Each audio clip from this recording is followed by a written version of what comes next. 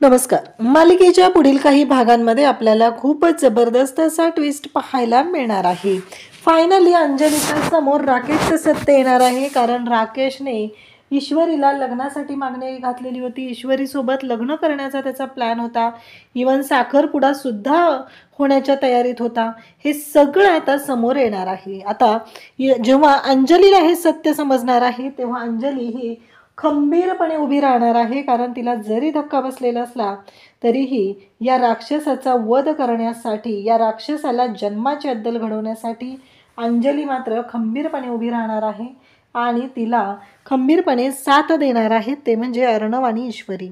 एवढं सगळं घडणार आहे आणि राकेशचा खरा चेहरा हा अंजली समोर येणार आहे. हे सगळं कशा पद्धतीने होणार आहे ते आपण आपल्या आजच्या या व्हिडिओमध्ये पाहणार आहोत. त्यासाठी हा व्हिडिओ शेवटपर्यंत पहा. त्याचबरोबर चॅनलवरती नवीन असाल तर चॅनलला नक्की सबस्क्राईब करा. तर इकडे राकेश हा प्रत्येक वेळेस ईश्वरीच्या जवळ जाण्याचा प्रयत्न करत आहे. त्याच्या डोक्यात फक्त एकच आहे की माझी इंदोरी जिलेबी ही माझी झाली पाहिजे आणि तिला मी माझं करणारच आहे, काहीही झालं तरीही. कारण या राकेशला अंजलीच्या पोटात त्याचं बाळ वाढतंय, त्याच्याबद्दल सुद्धा काही वाटत नाहीये. कारण त्याने एक वाक्य बोललेलं आहे की ते बाळ डॅडी डॅडी काय, त्याचा बाप कोण आहे हे सुद्धा विसरून जाईल आणि कोणी विचारायची हिंमतही करणार नाहीये, त्याचा खरा बाप कोण आहे ते समोर येईल. म्हणजे हे अशा पद्धतीचं वाक्य बोललेलं आहे. त्याला जराही लाज वाटत नाहीये. म्हणजे त्या माणसामध्ये माणुसकी ही गोष्टच नाहीये. ईश्वरी त्याला जे बोलत असते ना, राक्षस, खरंच तो राक्षसी वृत्तीचा आहे. कारण त्याची जी काही वाढलेलं आहे त्याचं वागणं, त्याची वृत्ती, त्याचं विचार करणं, ईश्वरीला त्रास देणं, त्याचबरोबर अंजलीला त्रास देणं आणि अर्णवला प्रत्येक वेळेस त्याने जे काही टॉर्चर करत आहे, अर्णव त्याला कितीही ही करत असला तरीही राकेश मात्र पूर्णपणे अर्णवला अजून हे करू शकत नाहीये. राकेश म्हणजे अर्णवचं तो ऐकतच नाही. अर्णवच्या वरचं ठरत आहे. काही ना काही कांड सुरू असतात. मुद्दाम सगळ्यांच्या समोर आता जवळजवळ सत्य आलेलं आहे. फक्त आजी, वल्लरी आणि त्याचबरोबर अंजली यांनाच माहीत नाही आहे की राकेश कोण आहे. बाकी सगळ्यांना कळलेला आहे राकेशचा खरा चेहरा, जो फसवतोय, फक्त फसवतोय, दुसरं काही नाही आहे. त्याला पैसा हवा आहे आणि मुली हव्यात. पहिली गोष्ट म्हणजे तो खूप घाणेरड्या वृत्तीचा माणूस आहे. हे सत्य जवळजवळ सगळ्यांच्या समोर आलेलं आहे. पण आता हे सत्य अंजलीच्या सुद्धा समोर येणार आहे आणि तेव्हा अंजली जो काय निर्णय घेणार आहे तो मात्र खूप जबरदस्त असा असणार आहे. आणि अंजलीच्या त्या निर्णयामुळंच सगळ्यांना एक मोठा धक्का बसणार आहे. कारण अंजली धक्के मारत या माणसाला घराच्या बाहेर काढणार आहे, तिच्या आयुष्यातून त्याला हाकलून देणार आहे. आता हे सगळं कशा पद्धतीनं होणार आहे ते आपण आपल्या आजच्या या व्हिडिओमध्ये पाहणार आहोत. तर इकडे ईश्वरी विचार करत असते. ईश्वरीची आई आलेली आहे आणि ईश्वरी मात्र म्हणत असते की काय करू. आईला सत्य समजलेलं आहे. आईला काळजी वाटत असते की ईशू कसं शक्य आहे, त्या माणसाबरोबर तू एवढं म्हणजे कसं मॅनेज करतेय, एका छताखाली राहतेस. अगं तो माणूस काहीही करू शकतो, अशी माणसं वाईट असतात गं. तेवढ्यात अर्णवसुद्धा तिथं आलेला असतो. कारण आता सुप्रियाला आणि नम्रताला दोघींनाही ह्या गोष्टी कळलेल्या आहेत की राकेश हा अंजलीचा नवरा राजेश भोसले आहे. म्हणजे त्या मूर्ख माणसाने स्वतःची ओळख स्वतःच्या तोंडाने करून दिलेली आहे. त्याने स्वतःच्या तोंडाने सांगितलेलं आहे की मी राजेश भोसले. आणि जेव्हा ईश्वरीच्या घरी तो होता तेव्हा त्याने त्याची ओळख करून दिलेली असते, ती म्हणजे मी राकेश नायर. त्यामुळं आईला मात्र आता टेन्शन आलेलं असतं. आईला कळत नसतं की माझ्या इशूला कसं सांभाळू, माझी इशू ही परिस्थिती कशी हँडल करते, कसं मॅनेज करते, हे सगळं असे अनेक प्रश्न इकडं पडलेले असतात. आणि त्या प्रश्नांची उत्तरं शोधणं वाटतं तेवढं सोपं काम नसतं. कारण ईश्वरी कितीही खंबीरपणे उभी राहत असली तरीही कुठेतरी ईश्वरीच्या मनात ही भीती आहे आणि राकेशला तेच करायचं आहे. सगळ्यांच्या मनात फक्त भीती पेरायची आहे. त्याला दाखवून द्यायचं आहे की तुम्ही सगळ्यांनी भिवून राहायचं, मला भ्यायचं सगळ्यांनी, कारण मी काहीही करू शकतो. अशा पद्धतीने राकेश वागत असतो आणि सगळ्यांना दाखवून देत असतो की मी कोणत्याही थराला जाऊ शकतो. आणि त्याचबरोबर हे सगळं जे काय आहे ना ते असं तो बोलत असतो.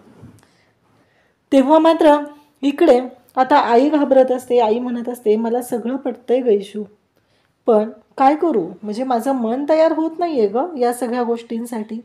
कसं मॅनेज करणार आहे सांग ना. म्हणजे तू इथं आहे. तेव्हा अर्णव येतो आणि म्हणतो, काळजी करू नका, मी आहे ना.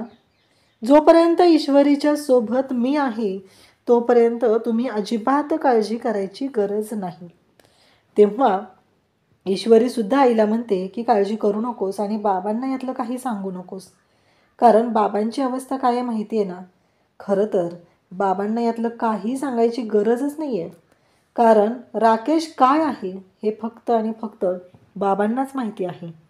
कारण त्यांच्यावरती हल्ला करणारा, त्यांच्या अंगावरती गाडी घालणारा हा राकेशच आहे हे त्यांनाच माहिती आहे. आणि अर्णव त्याचबरोबर यांनी कितीही ही गोष्ट, म्हणजे अर्णवच्या मनात आहे की हे सगळं राकेशने केलेलं आहे, पण त्याचा पुरावा अजून राकेशकडे नाही. जेव्हा तो पुरावा राकेशकडे येईल, राकेशच्या विरोधातला पुरावा अर्णवकडे येईल, तेव्हा मात्र इकडे अर्णव वाट लावणारे, वाट म्हणजे विचारही करू शकत नाही आहे अशा पद्धतीने राकेशची वाट लावणारे. आत्तासुद्धा अर्णव प्रत्येक वेळेस या राकेशची वाट लावण्यासाठी सज्ज असतो, कारण राकेशने काहीही केलं तरीही त्याच्या प्लॅनिंगनुसार अर्णव त्याला चांगलाच चितपट करत असतो. पण राकेश प्रत्येक वेळेस अंजलीचं नाव घेऊन अर्णवला धमकावण्याचा प्रयत्न करत असतो, म्हणून अर्णव थोडा शांत राहतो. इकडे आता ईश्वरी पण आईला सांगते की तू काळजी करू नको, सगळं व्यवस्थित होईल. मग जाताना आईला इकडे ईश्वरी म्हणत असते की आई, अगं मला काय म्हणायचं आहे, तू काही यातलं सांगू नकोस हा अंजलीताईंना, त्यांच्या पोटात बाळ आहे ना गं, आणि त्यांची तब्येत, या सगळ्या गोष्टींमुळं आत्ता आपल्याला या सगळ्या गोष्टी थोड्या शांतपणेच घ्याव्या लागणार आहेत असं सांगितलं जात असतं. आणि तेव्हा मात्र इकडे आई शांत राहते, पण म्हणते की माझ्यासाठी मला तू महत्त्वाची आहे. आत्ता मी काहीच नाही ठरवू शकत, काहीच नाही बोलू शकत, मी काय करेन. अंजलीच्या मात्र मनात आता शंका निर्माण झालेली आहे. ईश्वरीच्या आईचं वागणं वेगळं होतं, नक्की काय होतं त्याच्या मागे कारण. ईश्वरीची आई असं का वागत होती, तिच्या नजरेमध्ये मला वेगळं काहीतरी दिसत होतं तुम्हाला पाहिल्यानंतर, असे प्रश्न आता तिच्या मनात येत असतात. तेव्हा मात्र अंजली विचार करत असते. अंजली म्हणते की मी जाऊन ईश्वरीच्या आईची भेट घेते, असं तिच्या डोक्यात सुरू झालेलं असतं. तेव्हा मात्र तसा विचारही तिने सुरू केलेला असतो. आणि त्याचबरोबर तिला कळत नसतं की हा जो राकेश आहे तो कोणत्या थराला जाऊ शकतो, काय करू शकतो, कुठल्याच गोष्टीची टोटल लागत नसते, कारण तिला माहीतच नाही आहे. पण राकेशचं वागणं बोलणं थोडंसं कुठंतरी खटकत असतं. त्या प्रत्येक शब्दामागे काहीतरी वेगळं जाणवत असतं. ह्या गोष्टी अंजलीला कुठेतरी क्लिक होत असतात. मग इकडे अंजली प्रत्येक वेळेस परिस्थिती सांभाळण्याचा प्रयत्न करत असते. इकडे राकेशचं वागणं वरचेवर बिघडत असतं. आणि त्याचबरोबर अंजली विचार करते की मला ना जाऊन ईश्वरीच्या आईची भेट घेतली पाहिजे, असा विचार तिच्या डोक्यात चाललेला असतो. म्हणून अंजली ईश्वरीच्या आईला भेटायला ईश्वरीच्या घरी जाण्याचं ठरवते. आणि इथे घरात कोणालाच माहिती नसतं. मग ती ईश्वरीच्या घरी येते आणि म्हणू लागते की मला सगळं कळलं पाहिजे, त्या दिवशी तुम्ही घरी आला होता ना, तेव्हा नक्की काय झालं होतं, म्हणजे तुम्ही कशाबद्दल बोलत होता. तुम्ही राजेशला पाहिलं त्यावेळेस तुमच्या डोक्यात वेगळे विचार होते, आणि त्याचबरोबर राजेशच्या बाबतीत तुम्ही वेगळ्या दृष्टीने बोलत होता, पाहत होता. तुमच्या मनात वेगळं काहीतरी चाललेलं होतं. हे बोलणं दोघांचं चाललेलं असतं. तेव्हा मात्र इकडे या सगळ्या गोष्टी घडत असतात. आणि मग मात्र ती ईश्वरीची शपथ घालते. जेव्हा अंजली ईश्वरीची शपथ ईश्वरीच्या आईला म्हणजे सुप्रियाला घालते, तेव्हा मात्र सुप्रियाकडे कोणताच ऑप्शन राहत नाही. सुप्रिया म्हणते, अंजलीताई तुम्हाला खंबीरपणे उभं राहणं गरजेचं आहे, कारण मी जे सत्य सांगणार आहे ते खूप भयानक असं असणार आहे, ज्याचा सामना तुम्ही करू शकणार आहात का, तरच तुम्हाला मी ते सांगेल. एकतर मला ईश्वरीने सांगितलं आहे की तुम्हाला यातलं काहीही सांगायचं नाही, तुम्हाला यातलं काहीही कळू द्यायचं नाही, आणि तरी पण जर मी तुमच्याशी याबद्दल बोलले तर इशूला ते आवडणार नाही, अर्णवला सुद्धा ते आवडणार नाही. परंतु इकडे शपथ घातल्यामुळं मला तुम्हाला ही गोष्ट सांगावी लागत आहे, असं ईश्वरीच्या आईचं बोलणं चाललेलं असतं. तेव्हा मात्र इकडे अर्णव आणि ईश्वरी विचार करत असतात. ईश्वरीला अर्णव सांगत असतो की हे बघ, घाबरण्याची अजिबात गरज नाही. काहीही झालं तरीही शांतपणे ह्या सगळ्या गोष्टी घ्याव्या लागणार आहेत. आणि त्याचबरोबर ईश्वरी, तू अजिबात घाबरू नकोस, मी आहे ना तुझ्यासोबत, मग तू बिनधास्त राहा, असं अर्णव सांगत असतो. ईश्वरी म्हणत असते, पण तो राकेश आपल्या घरात राहतोय, मी कसं मॅनेज करणार आहे हे सगळं. तेव्हा मात्र इकडे अर्णव ईश्वरीला म्हणतो की काळजी करू नकोस, मी आहे ना, मी करेल सगळं, तुला घाबरून राहायची अजिबात गरज नाही. तू बिनधास्तपणे, आपलं घर आहे, आपल्या घरात तू राहतेस आणि त्याचा काटा कसा काढायचा ते मला माहिती आहे. तुझ्या केसाला जरी त्याने धक्का लावला तर त्याला मी कायमचंच संपवेल, अशा पद्धतीने अर्णव बोलत असतो. तेव्हा मात्र इकडे ईश्वरीची आई रडत असते, अंजलीला जवळ घेते आणि म्हणते की मला जी गोष्ट सांगायची आहे ती खूपच भयानक आहे, मलाही माहिती आहे, पण तुमचा नवरा राजेश जो आहे त्यानेच राकेश म्हणून इथे ईश्वरीला मागणी घातली होती. आता मात्र अंजली म्हणते, काय सांगताय तुम्ही? तेव्हा इथे बोलणं सुरू असतं. अंजलीच्या पायाखालची जमीन सरकते. अंजलीला कळायचं बंद झालेलं असतं. अंजली म्हणत असते की काय सांगताय, कसं शक्य आहे हे? तेव्हा इकडे सुप्रिया सांगू लागते की हो, हे सत्य आहे आणि हेच सत्य आहे, त्यामुळं तर तुम्हाला ही गोष्ट मी सांगते. आणि तुम्हाला मला का धक्का बसलाय तुम्हाला आठवतं आहे का? कारण ज्या दिवशी तुमच्या घरी कार्यक्रम होता त्या दिवशी इशू चक्कर येऊन पडली. जेव्हा राजेशला म्हणजेच राकेशला तिने पाहिलं, कार्यक्रमाच्या वेळेस तो आला आणि तिनं पाहिलं आणि ती चक्कर येऊन पडली. तेव्हा इकडे अंजली म्हणते की हो, अगदी बरोबर आहे. म्हणून तर सुप्रिया सांगू लागते, म्हणूनच तर तिला चक्कर आली ना, कारण तिने तिथं राकेशला पाहिलं होतं, ज्याच्यासोबत तिचं लग्न ठरलं होतं. आज ती अर्णवबरोबर भांडत होती. का? तर राकेश बरोबर तिचं लग्न ठरलं होतं आणि अर्णवने जबरदस्ती तिच्याबरोबर लग्न केले, म्हणून ती अर्णवसोबत भांडत होती. पण आता सगळ्या गोष्टी क्लिअर झालेल्या आहेत. अंजली म्हणते, एवढी मोठी गोष्ट, एवढा मोठा धोका, मी त्या माणसाला सोडत नसते, असं इकडे अंजली बोलत असते. इकडे ईश्वरी घरी एकटीच असते. अर्णव ऑफिसला गेलेला असतो, इम्पॉर्टंट मीटिंग असते, त्यासाठी जाणं गरजेचं होतं आणि म्हणूनच तो गेलेला असतो. आणि तेव्हा मात्र इकडे आता अंजली निघालेली असते. अंजलीला हे सत्य कळलेलं असतं आणि इकडे ईश्वरी घरी एकटी आहे. आकाश एका मीटिंगसाठी बाहेर पडलेला आहे आणि त्याचबरोबर इकडे आजी गावी तिकडे देवीला गेलेली आहे, ती अजून आलेली नाही. अशा बऱ्याच गोष्टी घडत आहेत. मग मात्र अंजली ही घरी नाही आहे, कोणीच नाही आहे, ईश्वरी एकटी आहे आणि या संधीचा फायदा आपण करून घ्यायचा, एवढंच या राकेशच्या डोक्यात असतं. आणि राकेश मात्र इकडे ईश्वरीला एकटीला गाठतो आणि राकेश ईश्वरीकडे येतो. ईश्वरीला म्हणू लागतो की माझी इंदोरी जिलेबी आज तरी माझी होणारच आहे. काहीही झालं तरीही मी तिला कधीच अर्णवची होऊ देणार नाही, ती माझी आहे. आज कोणीच नाही आहे, आज तू आणि मी, आपण दोघंच आहोत. काळजी करायची अजिबात गरज नाही. मी तुला काहीही त्रास देणार नाही, मी तुला काही होऊ देणार नाही, असं राकेश सांगत असतो.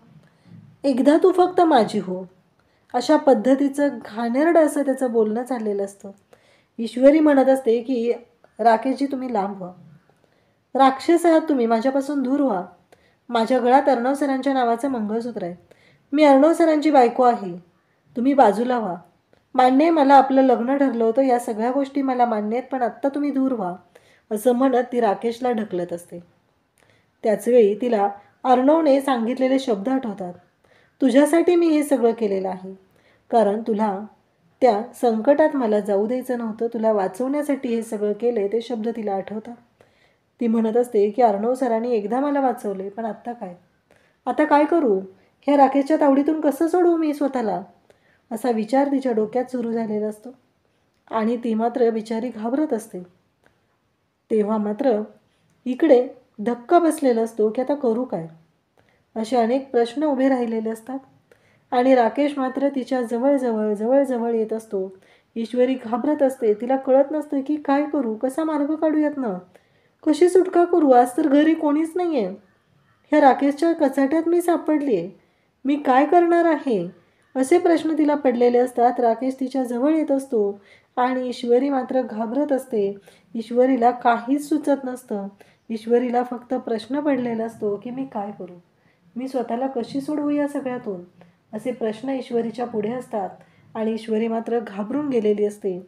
आणि त्या क्षणी अर्णव तिथे येतो आणि अर्णव तिथे येऊन ईश्वरीचा जीव वाचवतो. राकेशचा हात तसाच पकडतो आणि तो इकडे ईश्वरीला दाखवतो की त्याचं खरं प्रेम.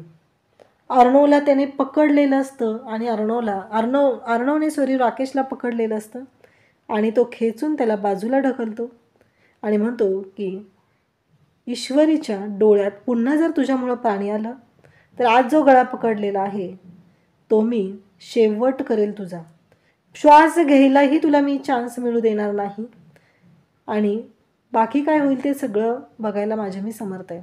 माझ्या ईश्वरीपासून लांब राहायचं आणि तिला अजिबात त्रास द्यायचा नाही.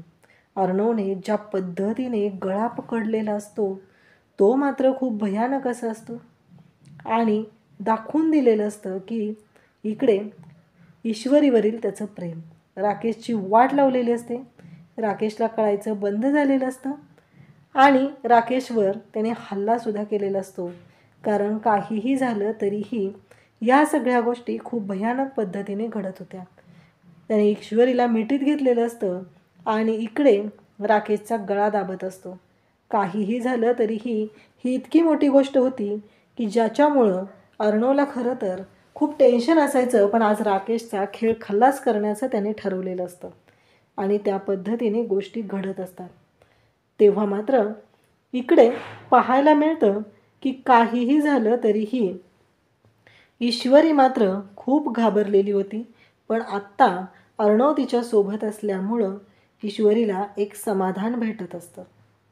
त्याचबरोबर इकडे राकेशचं हे जे काही वागणं असतं ते अति झालेलं असतं. तेवढ्यात अंजली तिथे येते. अंजलीला ही गोष्ट कळते आणि अंजलीने हातात दांडकं घेतलेलं असतं आणि मारायला सुरुवात करते राकेशला.